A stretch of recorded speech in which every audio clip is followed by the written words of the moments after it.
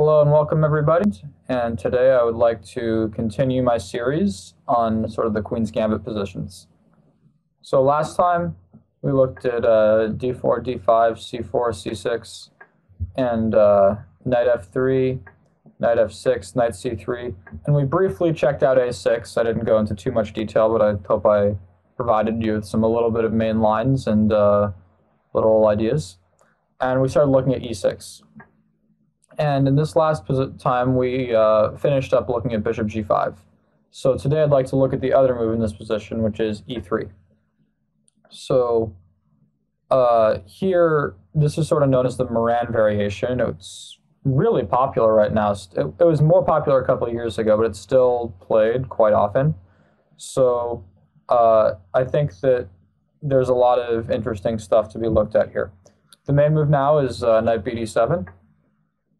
So here, white has two main options, queen c2 and bishop d3. So after bishop d3, black usually plays dc4. So black's idea now is to play moves like b5, bishop b7, and do that with tempo. But he doesn't want to play dc4 immediately, or until the white bishop on f1 moves. So after d takes c4, bishop c4, b5, bishop d3, we get sort of the proper Meran variation rather than the delayed Meran. So this is a very interesting line. It was played many times in the Kramnik-Anand match, which happened, I think, a year and a half ago or so, where Anand won two extremely nice games on the black side of this variation. There's lines that go like bishop b7 and then e4, b4 with some complicated play. There's a6 is quite common. That was what was played in the match. And then after e4, c5, there's a few ideas here. There's e5, there's d5, but one of the main ideas is like e5, c takes d4, and there's many plans, but I think the main one is knight takes b5. And Anand was consistently playing a takes b5, e takes f6, g takes f6. And his plan was often to play moves like bishop d6, rook g8, bishop b7, and really put pressure against the white king side where he's likely to castle. Meanwhile, he's going to keep his king on like e7 or something. And there were a lot of very interesting games. I know fellow chess.com play Vinay Bhatt played one last year's World Open almost a year ago against guy I mentioned last week, Meskin Amanov, which was a game where he said after 20 moves, which is only 8 moves from this position, they'd both used up nearly all their time. And okay, Vinay ended up winning the game, so, go chess.com. But this is a very interesting position. I think there's some lines that go, so castle, bishop b7, queen e2, rook, bishop d6, or something like this. Rook g8, g3, bishop d6. Lines like these, bishop b5, and I remembered, so queen b6, a4, king e7, rook d1. I'm just trying to show sort of a main variation, and rook g4. And in this position, okay, white has 2 extra pawns on the queen side, black has 2 extra pawns in the center. Both sides seem to have very good attacking chances against the opposite king. And here Kramnik, who is playing Anand, is white in this game, came up with a really nasty idea. He played bishop f4, which at first looks insane, just hanging the bishop, but then after bishop takes f4, you see the point is knight takes d4, hitting the rook on g4. And if the rook moves away, let's say rook g7, well, you're going to start to sacrifice some stuff, and black's going to come under some very serious attack. And a game did go like this. I don't remember exactly how the entire game finished, but black ended up winning in a very crazy, wild game. So I think that there's much to be looked at here. It's very concrete, and it's hard to play these positions without being super well prepared, but sort of to give the general overview, it's that you're going to try to, white's going to try to attack in the center, keep his queenside pawn mass and hold his king safe, and black is going to try to use his center pawn mass, keep his king safe, and attack the white king side. It's a lot of rich positional ideas here. I think it's a very interesting variation. For example, even another move here, rook takes f4 looks quite interesting. Rook g8 check, I don't even know if, I'm sure this has been looked at before, but this is the first time I've seen it. I just, looking at it right now, I didn't prepare to look at this variation. I just thought this just looked interesting. It just hit me. So, lots to look at there. There's other lines, of course, too. One of them being, like in this position, I think knight takes e5 has been played a few times. The idea that after knight e5, a b5, bishop b5 check, we have, again, sort of a similar position where white has the two extra pawns on the queen side, and black has the extra pawns in the center. Although here I think white's lead in development is a little bit more pronounced. Although I think after bishop d7, knight takes d7, queen a5 check, bishop d2, queen takes b5. The position is relatively playable for black, although my feeling is white should be a little bit better. I'm certainly not ready to prove that yet, because I don't really play this position for either side. But I remember I've looked at this before, and I thought black was doing all right, but white probably was maybe a little bit better. And yeah, this was a very interesting line. There's other ways of playing for white, too, other than e5. You can play d5 in this position as well. And I think there's some lines that go like c4, bishop c2, ed5, ed5, and we've got sort of interesting positions here.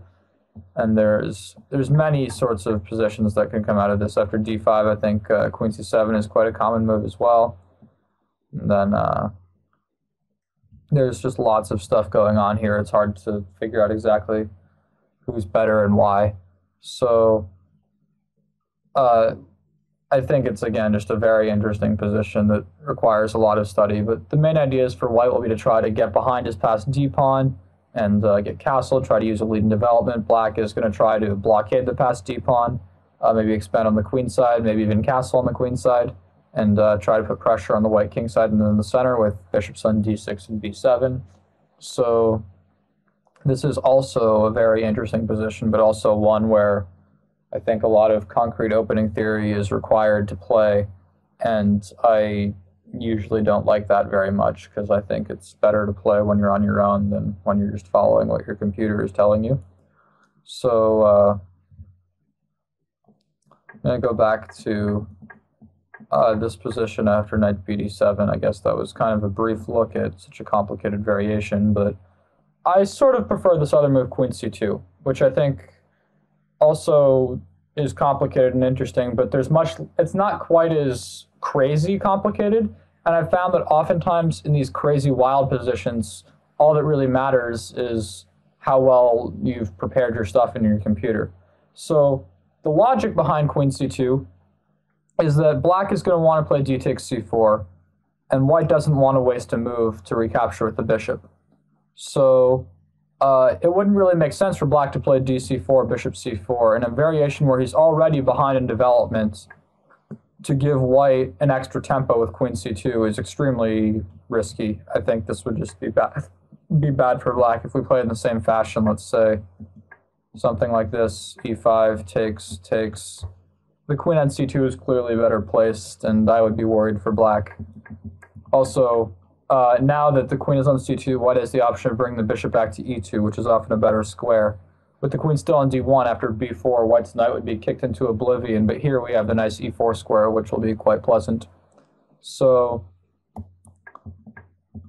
d takes c4 isn't really played, but bishop d6 is the main move.